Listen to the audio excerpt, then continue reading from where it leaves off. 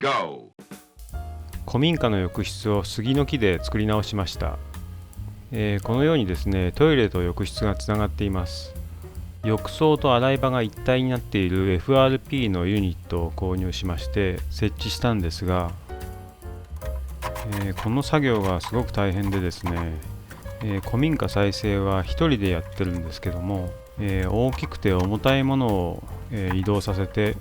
正確な位置に設置するというのは非常に難しい作業です。チェーンブロックとロープを使って少し持ち上げては動かして下ろし、また少し持ち上げては動かして下ろしという、そういう繰り返しで作業を行いました。浴室の場合は排水がちゃんと流れないといけないので、水平垂直をしっかり合わせるのが大事なんですが、古民家の場合はもともと水平も垂直もずれてしまっているので、どこを基準にするかというのがなかなか難しいところがあります。ユニットの設置が終わったら、このように壁の部分は杉の板で仕上げました。杉板を張っている様子は録画していませんでした。すいません。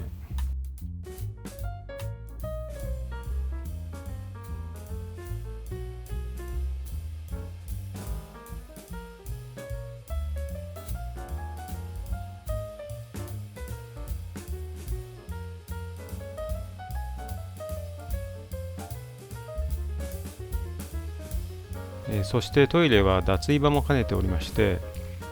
壁にすのこが引っ掛けてあるんですが、このすのこを取り外してこのようにトイレの上に、台が出来上がります。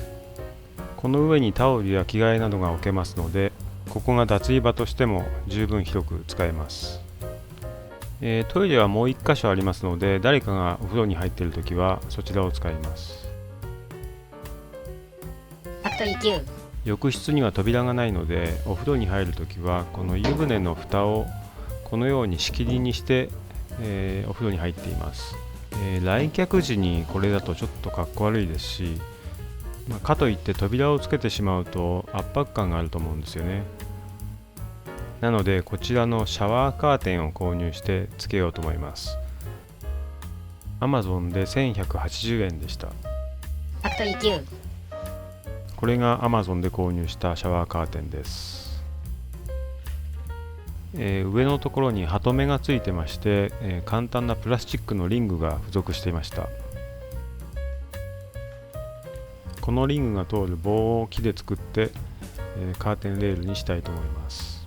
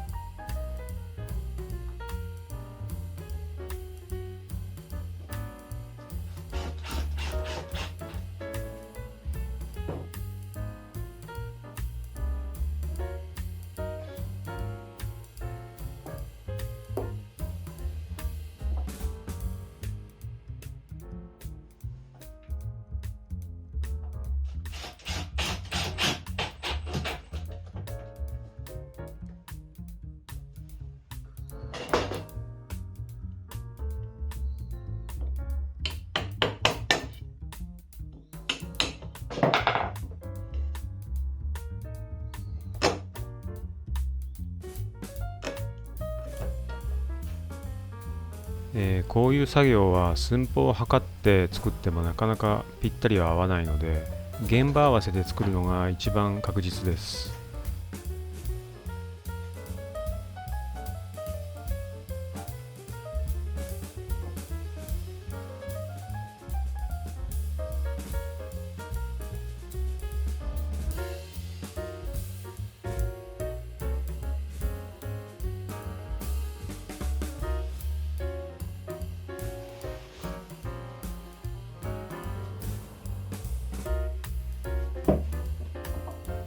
このようにカーテンをレールごと取り付け取り外しができるように作りました。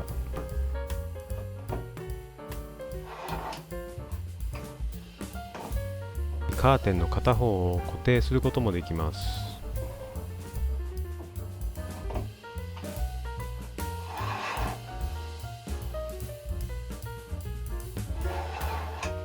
これで杉の木で作ったバスルームがすべて完成しました。